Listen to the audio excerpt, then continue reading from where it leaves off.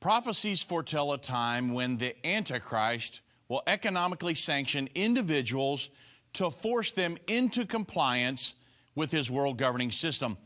Already, cashless societies, microchips, national ID cards, among many other things, are being used to control people. We will discuss many ongoing precursors to the mark of the beast on today's edition of End of the Age.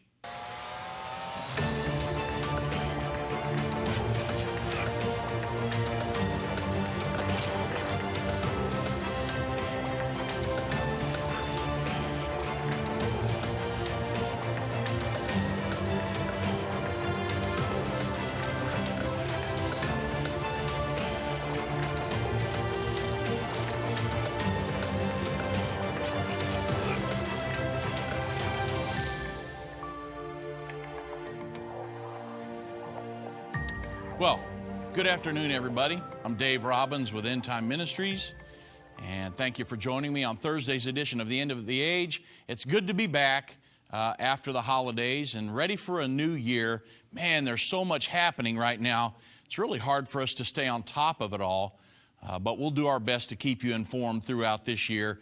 Many things we're looking to come to pass maybe this year, possibly a peace agreement. You never know. You know what Trump's doing right now and trying to get Netanyahu to make it the central focus of his campaign. Netanyahu's election campaign's coming up.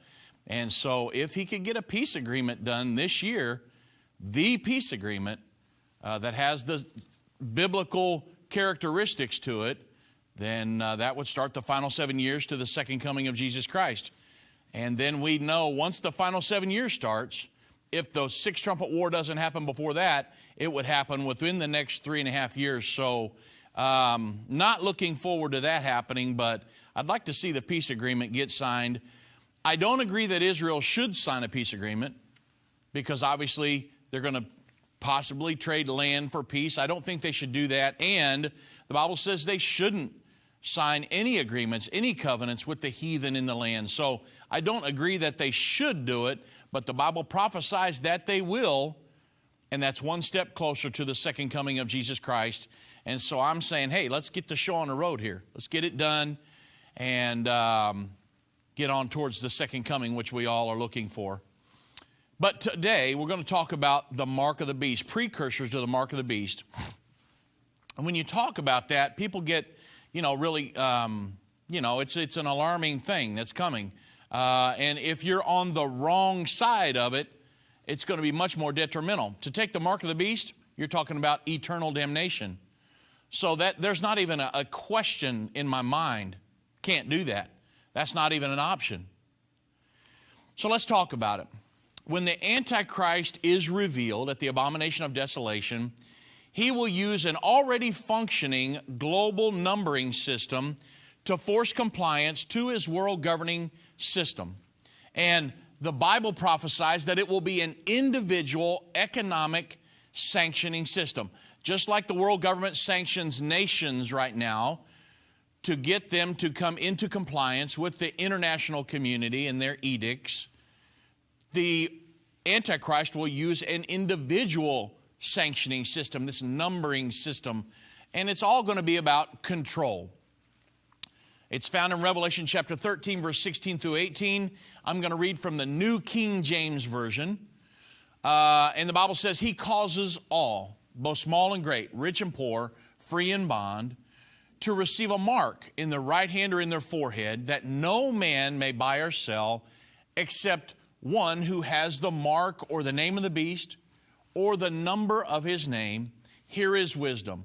Let him that hath understanding calculate the number of the beast, for it is the number of a man. His number is 666. In a King James Version, it would say, what does it say? 603 score and six, or something like that.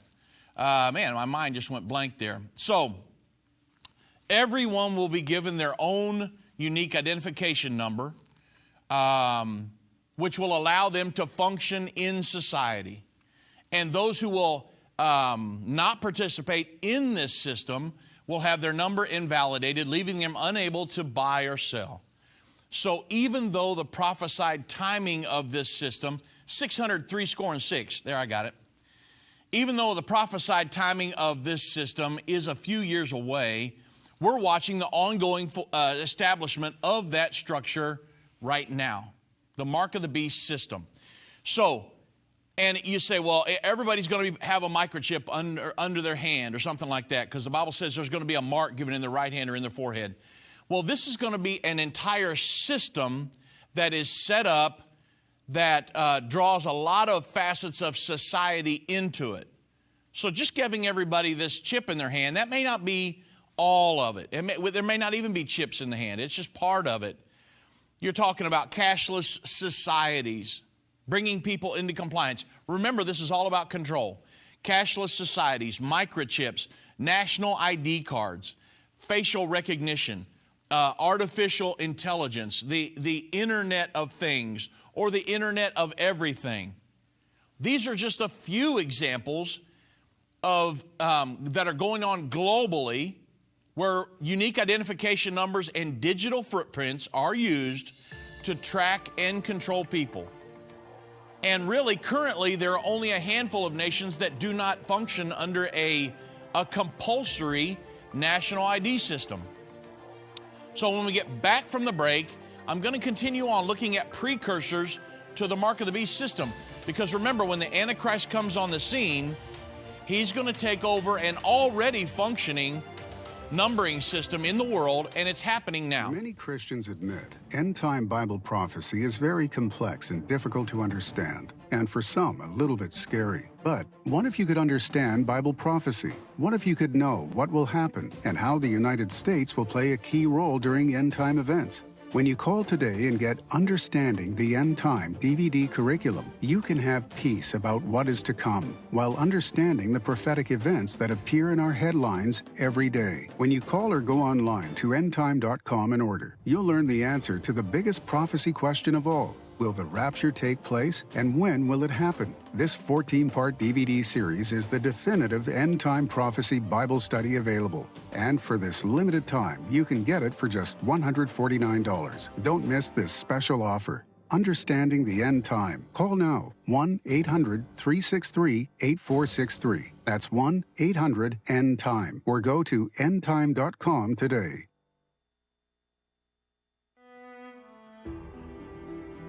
I have left a piece of my heart in Israel and her people.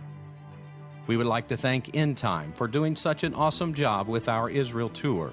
We marvel at your team keeping the time schedule, keeping everyone comfortable, the wonderful driver, the brilliant guide, the entire tour program, good hotel choices, and stellar food. We had the privilege to rub shoulders with Pastor Baxter, listened to his current teachings, and had some interesting questions answered so eloquently. He is wonderful. Helene from Australia. Join Irvin and Judy Baxter May 2nd through the 17th, 2019 for the ultimate Israel tour experience with a Greek island cruise. Go to endtime.com or call 1-800-END-TIME. That's 1-800-363-8463 to sign up today.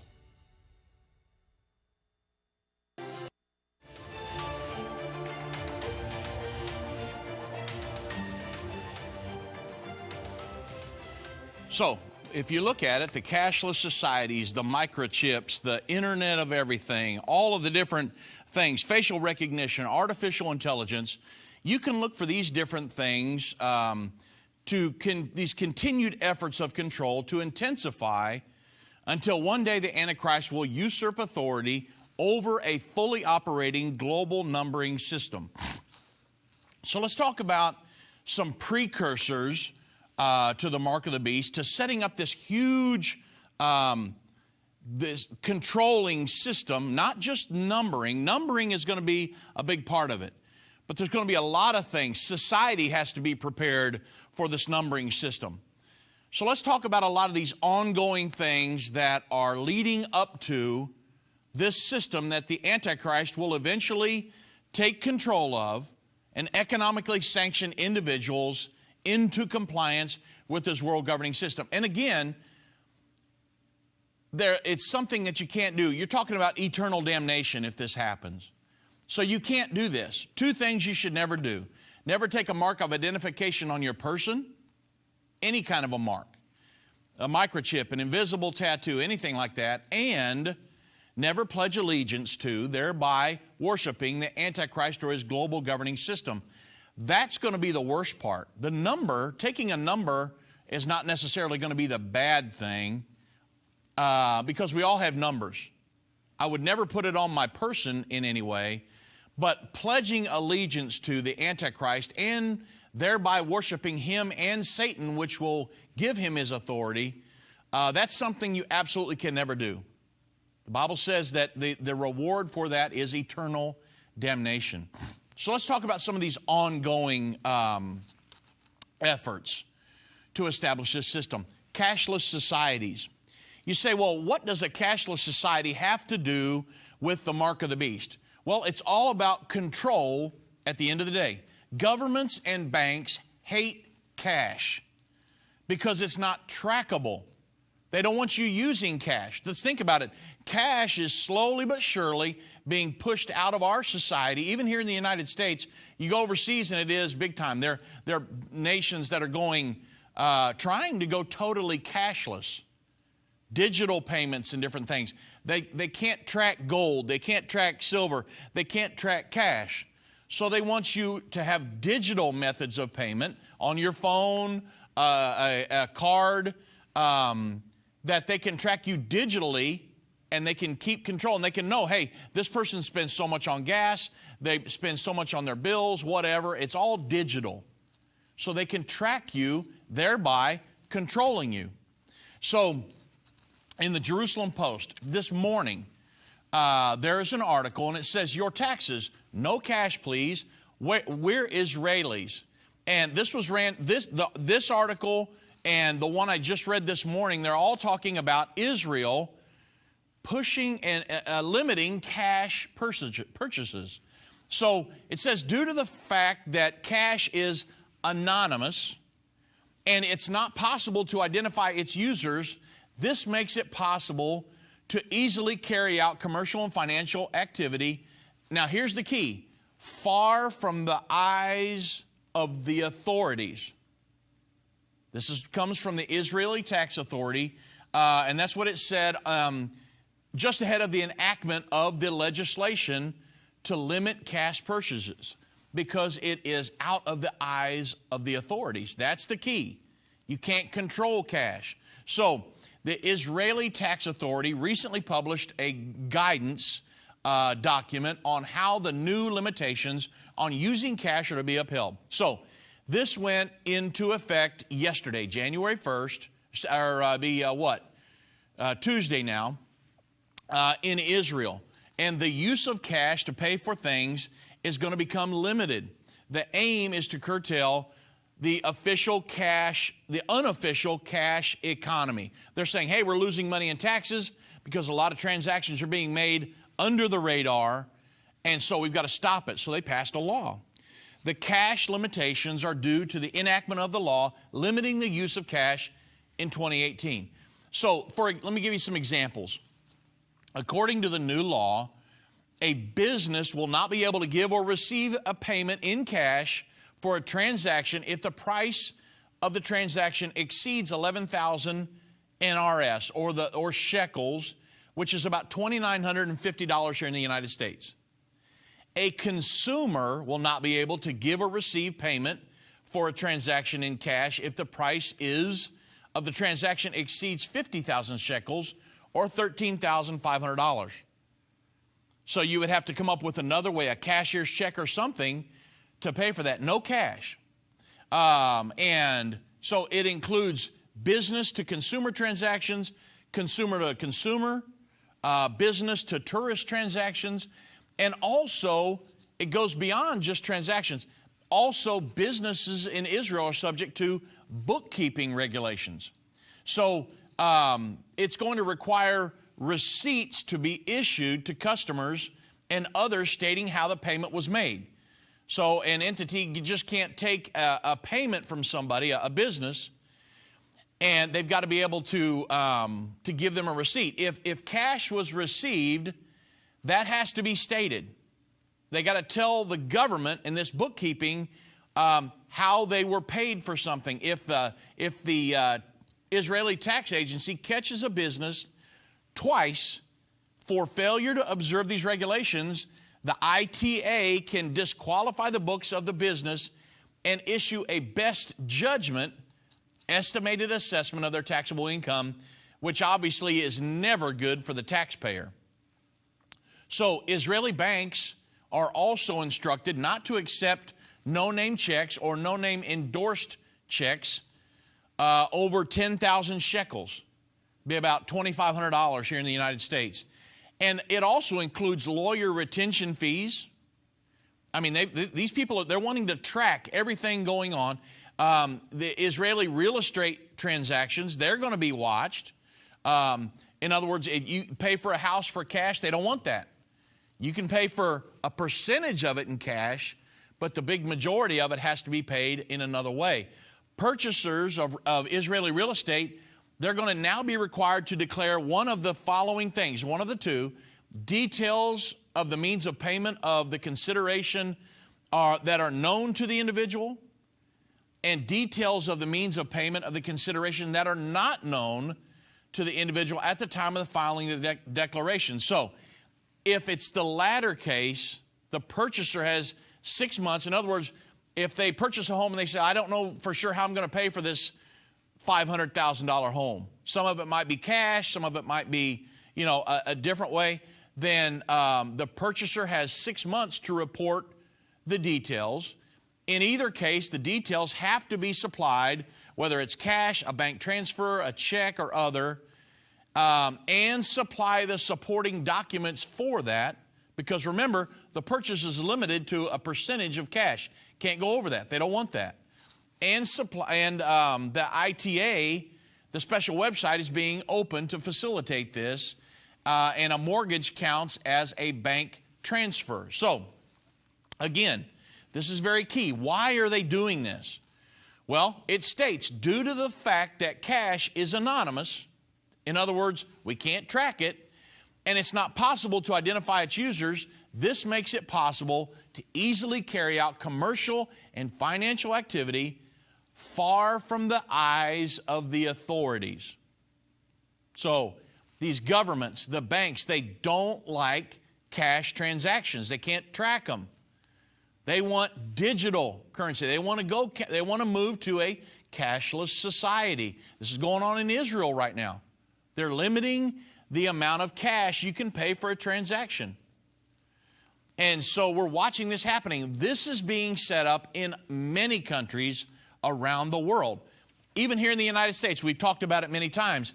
Myself, I pay for most everything with a debit card. And I very seldom ever use cash. I've got cash in my billfold, and I won't spend it because it's easy to just whip out the card and pay for it. So a lot of transactions are made digitally, but I'm creating a digital footprint by doing that. If you go out to eat with Irvin Baxter, chances are him and his wife are going to pay cash. And he's kind of old school, and that's just how they do it. But most people nowadays will pay for something digitally, even here in the United States. And so a lot of countries are moving towards a cashless system. Well, it's all by grand design. And even going farther, according to Zero Hedge, Sweden is currently on the verge of becoming a totally cashless nation. And the alternative to cash is obviously digital payments or mobile with your phone. About half of Sweden's, get this, about half of their 1,400 banks no longer accept cash deposits. They're a bank. But you can't go and deposit in cash. It's got to be digitally. They want to get you away from cash. And the Swedish government actually is considering rolling out its own digital currency called an e-krona. And the author of that was telling us about this stated that just imagine if the government were in charge of the digital currency. The amount of control that they would have, it'd be breathtaking. I mean, they could just invalidate your number, no access to your accounts, and you're done. You can't function in society at all. And, they ask, could they simply make your digital currency invalid if you owed taxes or were suspected of a crime? Every single purchase you make would leave a digital footprint. The list of things that could go wrong would be infinite. Now, remember the prophecy. The Antichrist is going to usurp authority over a fully functioning global numbering system, a system of control that can economically sanction individuals. Imagine if the world government had control of a digital currency. You needed access to this digital currency to function in society, and they say, hey, you comply to our edicts or we will economically sanction you, just like we do Iran when we don't want them to build a nuclear bomb, or North Korea. And that's the kind of system that's being set up as we speak. Even in Vietnam, they stated it goes beyond this. Cities must go cashless to go smart. You've heard about smart cities. And I'll get to it in detail in just a moment. The Vietnamese government, you say, well, this is Vietnam. We're sitting in the United States. Who cares? We're talking about living in the end time. These are prophesied events, and the world as a whole is putting these things into practice. And there are smart cities here in the United States, believe it or not. So it's not just overseas. These things are happening here with cameras and sensors and all these other things. So the Vietnamese government has been pursuing an objective, a cashless society, by setting clear objectives of trimming cash below 10% of the total payment. Their total payment means by 2020. So not being able to pay everything less by 2020, all their GDP less than 10% cash, as per the government's decision approving the development scheme for non-cash payments in Vietnam from 2016 to 2020. 2020 is the goal. And the use of digital technologies from smartphones and wearables to artificial intelligence, chips in watches and different things, driverless cars. It's rapidly transforming how city dwellers shop, travel, and live. Without a firm foundation in the electronic payments, cities are not going to be able to, and this is a key, they realize that without going cashless, cities are not going to be able to fully capture their digital future. You say digital future, what's a city's digital future? A smart city. You say, well, what's a smart city? Well, this is from the South China Morning Post. A smart city is a concept describing the digitalization of urban information and the potential to apply artificial intelligence to information collected through sensors throughout the city, surveillance cameras all over the city. We have those here in the United States. And to give timely responses to metropolitan problems such as traffic flow. And so here's what they're saying we need this for. They're taking data from different taxis and buses, and they're looking at their GPS location and their speed, and they're using that data from video cameras, traffic signals, and they're plotting them into traffic control systems and using that to make decisions on road works, rerouting of buses, traffic deviations, and all kinds of different things. Now, that's why they're saying they need all these sensors and cameras and different things there. But despite the obvious benefits, and there probably are some at this point, experts are warning us that around the world, citizens are they're woefully unaware of the impact that smart city initiatives could have on their personal privacy. You know, it's kind of out of sight, out of mind. You drive by a surveillance camera and you think, oh, well, they took my license plate, who cares, right? Well, at the end of the day, it's not where things start, but it's where they end up. And so they can start off kind of innocent, well, you know, we're just tracking traffic movement. But at the end of the day, it's going to lead to personal privacy. Smart technology also hands governments and their law enforcement agencies power tools to monitor citizens, control their behavior, take surveillance to a whole new level. This is what they're warning. So, smart cities go hand in hand with the idea of smart policing. And I'm okay with the police. I support the police in every way. And you should too. Because at the end of the day, they're here for our protection. I have many, many policemen that are my friends. They're great guys, and we should support them. But in the hands of a world government, that becomes a whole different ballgame.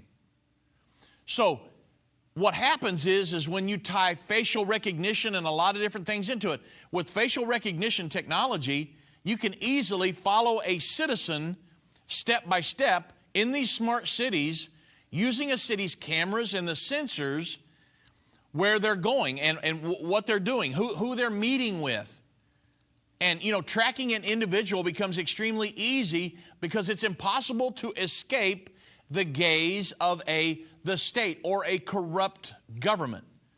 Now, these systems, these cities are being set up globally as we speak. Sensors everywhere, tracking cameras everywhere, surveillance cameras. And that could be a serious concern for citizens of authoritarian states in, for example, China. Their facial recognition systems, they're becoming a way of life. But at the end of the day, remember the prophecy. The Antichrist is going to usurp authority over this global control system. Now, everybody's going to be given a number. We know that. Without that number, they're not going to be able to buy or sell. If I have time, I'll get to that global numbering system today. But this is what we're talking about. These smart cities, they're all about tracking people. If not, then why do them? So at the end of the day, we're looking at this big system, this technological system, and all of it's tied together to track people and control people. You say, well, that's not what it's at now. I said again, it's not where it starts out, but it's where it ends up. That's where we're headed. Move Mountains with Irvin Baxter. This book by Irvin's grandson provides 30 days of devotion that will enhance your relationship with God and others. Authentic illustrations from early morning devotions at Endtime will help you find your purpose and eliminate fears. Commit to taking this 30-day journey and experience real life change. Get your book for only $14.99. Call 1-800-363-8463 or go to endtime.com/move. If ever people needed to hear the unvarnished truth, it is now. There are some subjects that are not politically correct to talk about, but they're urgent. That's why I'm grateful for Endtime magazine. If you're not a subscriber, you're missing information that will impact your life. Endtime has a bi-monthly magazine that explains how current events are fulfilling Bible prophecy. You can get a 2-year subscription for only $29. You can also get a bulk subscription and pass them out to your church. We have gotten reports that Endtime magazine has caused spiritual awakenings in churches when they see the prophecies being fulfilled right now. You can start your own ministry and leave them in doctor's offices, libraries, laundromats. You never know if you might be responsible for saving someone who is searching for the unvarnished truth. That's what the magazine has done in many lives. Call 1-800-ENDTIME. That's 1-800-363-8463 and get your subscription today. If your station only carries the first 30 minutes of End of the Age, go to endtime.com and click the watch button to continue today's broadcast. You can also finish up later by clicking the archive button.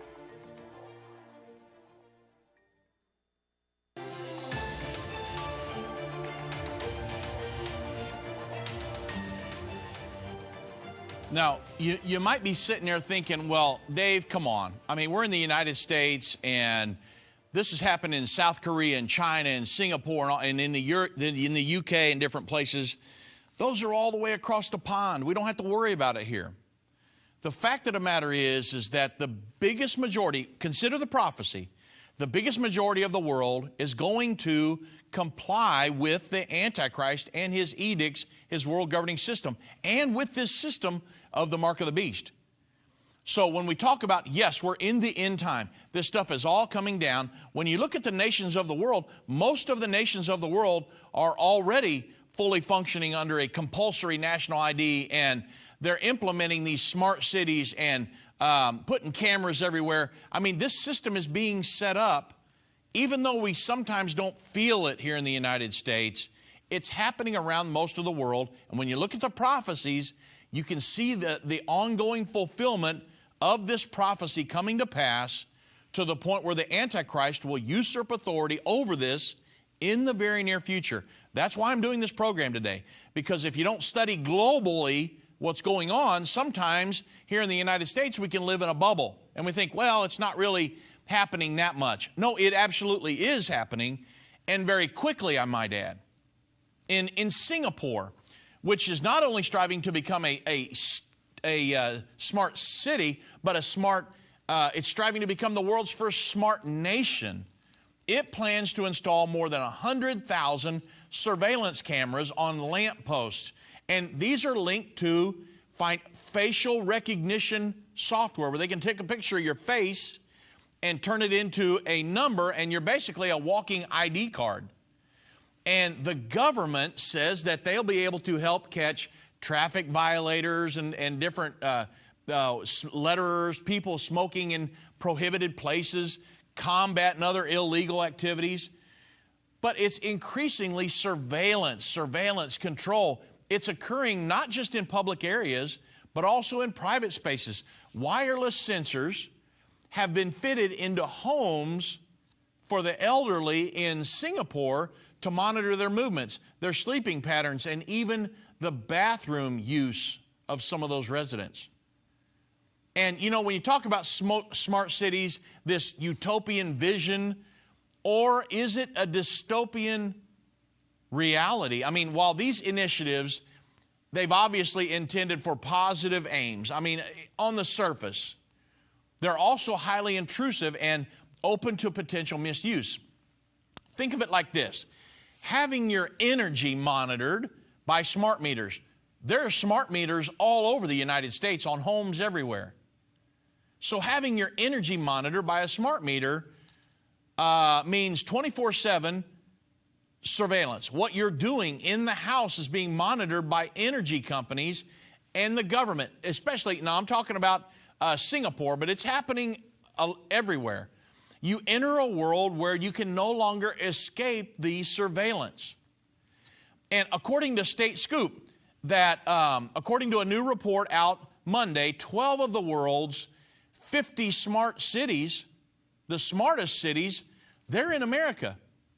New York, Boston, San Francisco, Chicago, Seattle, Charlotte, North Carolina, Washington, D.C., Columbus, Ohio, Los Angeles, Atlanta, Kansas City, Missouri, and Philadelphia. These are smart cities. And you say, well, they're not fully compliant. Maybe not yet, but they're working towards this with surveillance cameras and sensors and different things. They're smart cities. They're looking to this to have these things where their data is collected, all these different things. So remember, I said it's not where it starts out, but it's where it ends up. Now, another ongoing precursor. Remember, I said it's a huge system. Cashless societies, smart cities, all these different things, and national ID cards. It's not just a one-pronged approach. There's many tentacles that are trying to bring this thing together. National ID cards. The Business Insider, it reported that Venezuela is now rolling out a new ID card manufactured in China that can track, reward, and punish its citizens. So national ID cards. And that most nations are already functioning under a national ID system. The smart card ID in Venezuela, known as the Fatherland card, I talked about this the other day, but I wanted to bring it up again today to kind of tie all this together. It will keep track of the Venezuelan citizens' data on government servers. Now listen to this. It's modeled after China's national identity program, which is totally communistic, totalitarian control. It monitors a person's personal finances, which, in my opinion, that's none of the government's business. But in Venezuela, with this new Fatherland card, a person's personal finances, medical history, voting activity, And it also stores things like birthdays, their family information, employment, their income, the property that they own, medical history, their state benefits that they receive, presence on the social media, Facebook, whatever, membership of a political party, and whether that person even voted. I mean, you're talking about totalitarian control. Current Venezuelan President Nicolas Maduro said that, hey, with this card, we're going to be able to do everything from now on. And he's very right. They will be. Once you become dependent upon that card and the number on the card, you can have a card all day long, but it's the number. That's the thing that sets everything apart. I mean, you say, well, hey, they're trying to number every person on earth. Why do they need a number? We've all got a name. Well, imagine how many John Smiths there are in the world. There's probably thousands of them. So there's got to be a number associated. In the Bible, John prophesied 2,000 years ago that everybody would be given a unique identification number, and without that, they wouldn't be able to function in society. They wouldn't be able to buy or sell.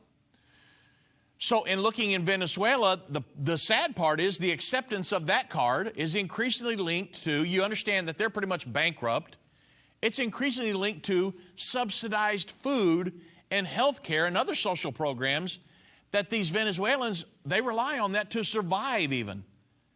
And they're saying, you can't have health care, none of your subsidized food programs and everything. Got to have this card. You see, it's all about control. The only reason you number people is to control them. Look at the Jews in the Holocaust. They were all tattooed. Every time I go to the Holocaust Museum in Israel, I go through the section where they tattooed all of the Jews in the Holocaust. It was all about control. Why number them if you're not trying to control them? So there are laws on national identity cards. Most nations on earth, like I said, they already operate under a fully functioning national ID system. You have to have that card with the number. And I mean in third world nations where people are living in huts with dirt floors. They'll come into a city one time a day to get a bowl of rice to live on unless they catch a fish.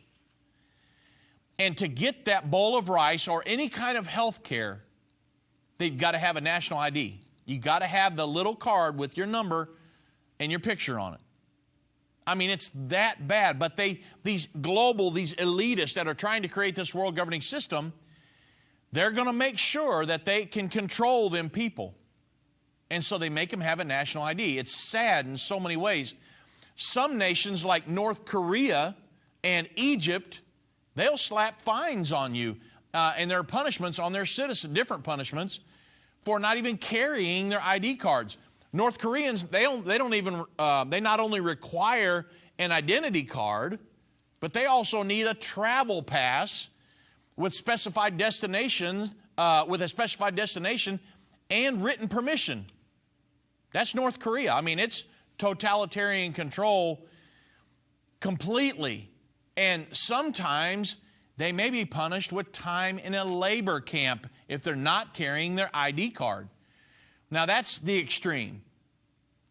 In Uganda, without their newly introduced national ID card, they don't qualify for no job, not allowed to hold a job, no education for their children.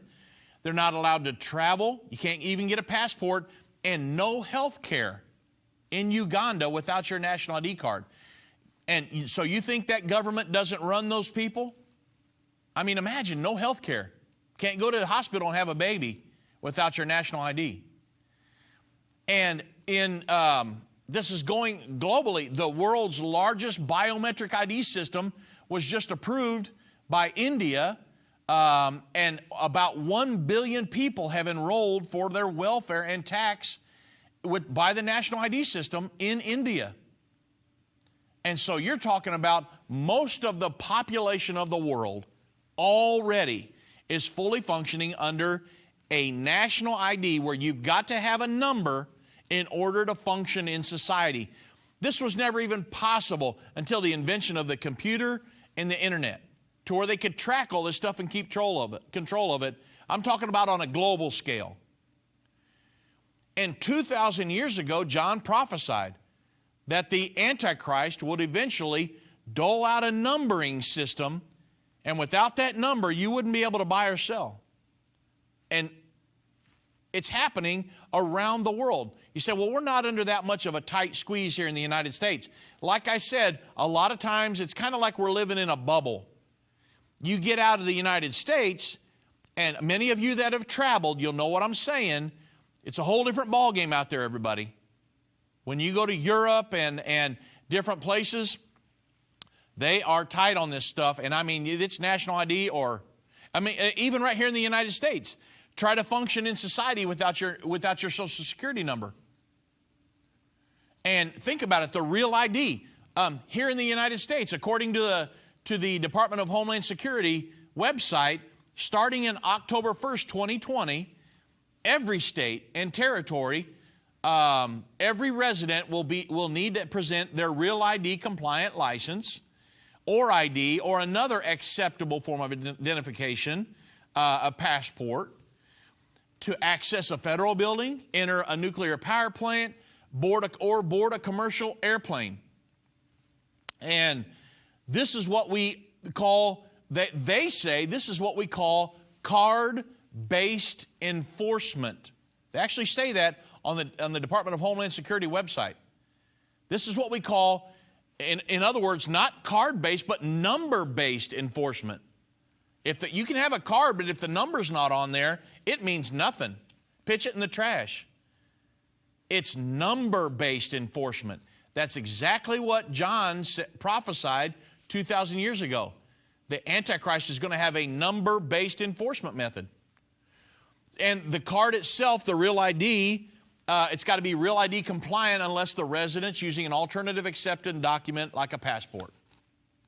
So these are many ongoing efforts to set up the eventual system that will be used for the mark of the beast. You say, well, they don't call it that. Well, they're not going to call it that because people would shy away from it. Anybody that knows anything about prophecy wouldn't want to have anything to do with it. So they're saying, hey, in the name of security, in the name of safety, we need to have surveillance cameras all over the city and sensors monitoring things and smart meters monitoring how much electricity you use in your home. And we need to have national IDs to be able to offer you health care and offer you a bowl of rice one time a day. When at the end of the day, it's not about that. At the end of the day, it's about control. The only reason you number people is about control. Remember, why did Israel just put out a cashless system, or looking towards a cashless system? Control. Many Christians admit end-time Bible prophecy is very complex and difficult to understand, and for some, a little bit scary. But what if you could understand Bible prophecy? What if you could know what will happen and how the United States will play a key role during end-time events? When you call today and get Understanding the End Time DVD curriculum, you can have peace about what is to come while understanding the prophetic events that appear in our headlines every day. When you call or go online to endtime.com and order, you'll learn the answer to the biggest prophecy question of all. Will the rapture take place, and when will it happen? This 14-part DVD series is the definitive end-time prophecy Bible study available. And for this limited time, you can get it for just $149. Don't miss this special offer. Understanding the End Time. Call now. 1-800-363-8463. That's 1-800-END-TIME. Or go to endtime.com today.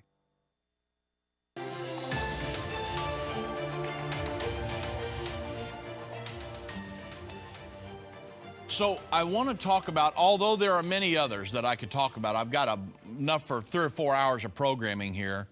If you got into artificial intelligence and the Internet of everything and the Internet of things and all these different things that they're trying to bring together, government surveillance. I want to talk about numbering every human, the effort to do that in the world today. ID 2020 and ID 4D. And I'll try to get through it in this segment because I want you to hear this. So in May of 2016, the first ID 2020 summit was held at the United Nations headquarters in New York. The summit brought together 400 people from 150 private sector companies and 11 UN agencies to discuss how to, and this is a quote, how to provide a unique digital identity to everyone on the planet, including the 1.5 billion people living without any form of recognized identification. Did you catch that? A unique identification number to every person on the planet. And at the United Nations, the seat of world government. Some of the countries in attendance were Bloomberg, the Brigham Young University, Ernst & Young, Forbes, Google, IBM, JP Morgan, Microsoft, and NASDAQ. Those were just a few of them. The two main outcomes from that meeting were a widespread consensus among the ID 2020 attendees that identity is both a fundamental right and a necessary prerequisite for the success of the Sustainable Development Goals. You understand the Sustainable Development Goals, a blueprint of world government by the United Nations. And two, it was sweeping commitments from these conference attendees, I'm talking about major players in the tech space, to contribute towards the shared goal of universal digital identity. Okay? Now, did you catch what I just said? The world government, the United Nations, views a universal digital identity as absolutely necessary for the success of their global governing scheme, transforming the world by 2030, the Sustainable Development Goals. A digital identity, an absolute necessity. So let's pause, because I want you to notice the similarities between the ID 2020 project and the prophecy of John in Revelation chapter 13 of the Mark of the Beast. According to that prophecy, in the end time, the Antichrist is going to cause everyone on earth to receive their own unique identification number in order to function in society. It's going to be implemented to such a degree that without the number, a person's not going to be able to buy or sell. It's in the prophecies of the Bible 2,000 years ago. Now, consider the explanation that is provided by the ID 2020 project for the identification of every person on earth. They're saying, here's why we need this. Number one, it's necessary to access basic services such as access to health care, education, as well as other social assistance programs. Look at Venezuela, though. You think that's not a controlling situation? No education, no job, no health care. I mean, no government assistance. In Venezuela, no government assistance. Those people don't eat. So you talk about absolute control. The United Nations is pro this. Critical accountability and governance. They know everybody needs a digital identity at the end to fully govern them. You got to be able to bring somebody into compliance, so they need a digital identity. Access to a bank account or other financial services.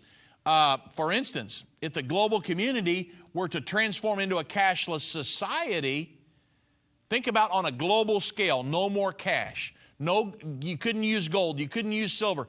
No tangible currency, but only digital. Think about that. It would make it impossible for an individual to without proper ID to function in society. Now think about that. Many nations are going cashless. If you step back and look at this as a whole, you can see all the stuff ties together. Smart cities, cashless societies, numbering people, national ID cards on a global scale. Again, here in the United States, we kind of live in a bubble. So it's out of sight, out of mind. But go out of our country and see what's going on. These things are being implemented, just handed to people. And people are taking them because they have to. Also, legal identity is necessary for the implementation of at least 10 sections of the Sustainable Development Goals. Social protection floors, including for the vulnerable people on earth, assistance in dealing with shock and disasters when if a war happens. They say you got to have identity for this. Equal rights to economic resources, including property, finance, the specific empowerment of women, they say. Improvements in maternal and child health, coverage by vaccines. You hear this in the news all the time. Similar treatments, improving energy efficiency, eliminating harmful energy subsidies. Now get this. This is why they're saying they need to number everybody. Child protection, including the end of harmful child labor, reducing the cost of making remittances, reducing corruption, fighting crime, terrorism, strengthening and improving the equity of fiscal policy. Now, this is what the United Nations is trying to sell, numbering everybody on the planet by doing. This is what was proposed to them, the ID 2020. So all of that, you'd think, well, if we could end terrorism by giving somebody a number. That's not going to end terrorism. In the end, their goal is to get everybody with a number. Because if everybody goes digital and gets reliant upon a number on a card or in your hand and no more cash, then they've got you. It's absolute control. So now you can see how important it is to the world government that every person on earth, given their unique identification number, without the numbering system, it's going to be virtually impossible to fully implement and monitor the Sustainable Development Goals, which is their blueprint for a world government by 2030. So, what they're trying to do? A global identity system, exactly what's prophesied by John in Revelation 13, 2,000 years ago. The effort to establish a new universal identity database is the goal behind ID 2020. John Edge, who's the co-founder of that global initiative, ID 2020, he recruited the help of the UN agencies, NGOs, technology companies, and banks to see if they could come up with a solution by 2020. Now, we just started 2019, folks. You see how close all this stuff, I mean, they are running full speed towards this. According to the Huffington Post, one of the most intriguing and radical ideas is a new kind of identity system based on blockchain technology. You know anything about blockchain technology? It could bring together disparate programs to create a new universal identity database. Blockchain, which first helped account and authenticate Bitcoin, the cryptocurrency, they are decentralized ledgers that track transaction and digital assets, whether it's currency, stocks and bonds, or, get this, identity details. It's on a global scale. The network is made up of a chain of computers, each of which have a copy of the ledger and can see if the changes have occurred. Blockchains are really thought to be secure because all computers, they have to verify and approve each transaction as it takes place, and a hacker couldn't get to every single computer. And on the identity blockchain, individuals would store their data in a sort of a locker or a escrow account, allowing people to access it on a need-to-know basis. And that system is seen really as a great advantage to these individuals trying to establish this global numbering system, because they see it as able to help refugees and migrants, since they would no longer be able to rely on a national governments for a legal identity. Imagine if they had a war starts in Syria. Immigrants and migrants, they have to get up and get out of there. And so they would say they had a national ID there, but it doesn't work in Europe when they show up.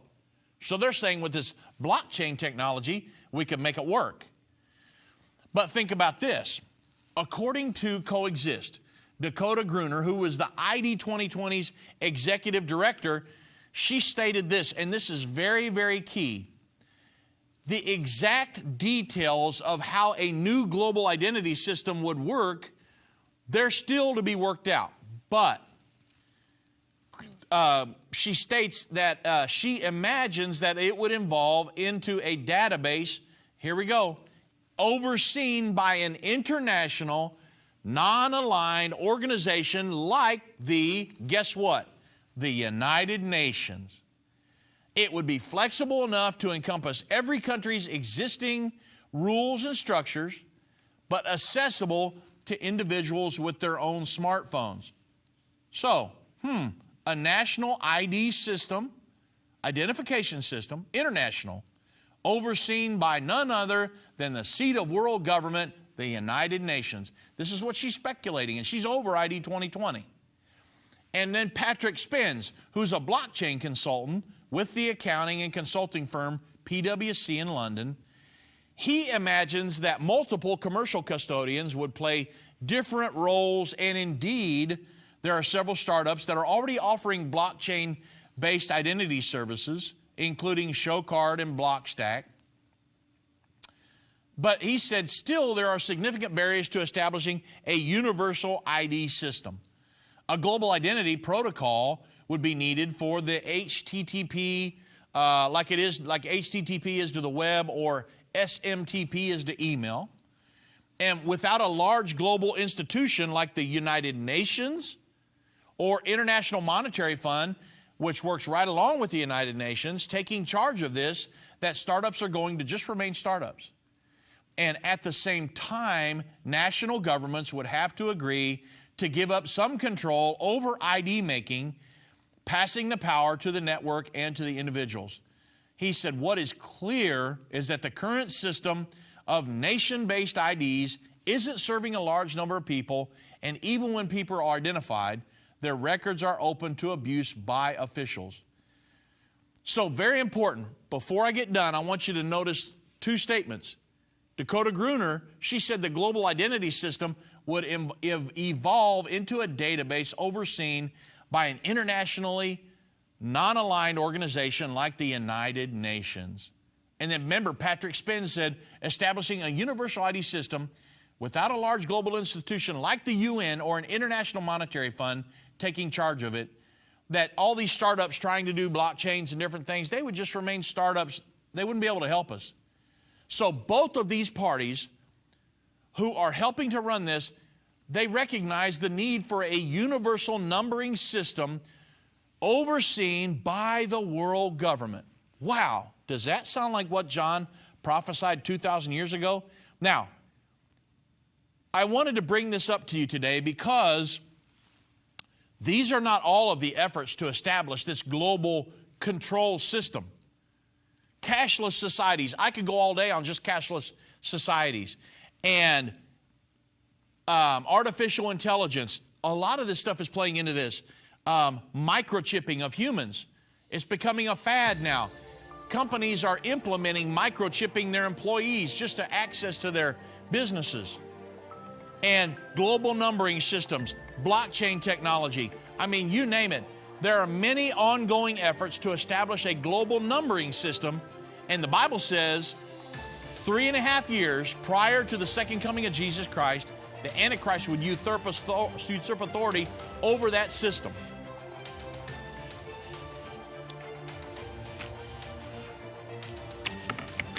This has been End of the Age, brought to you by the faithful partners of Endtime Ministries.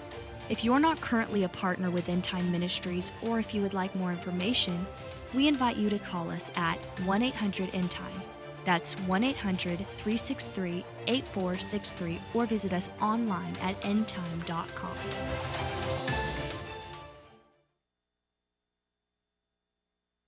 Thank you for watching. If you liked this video, subscribe to our YouTube channel and like our Facebook page.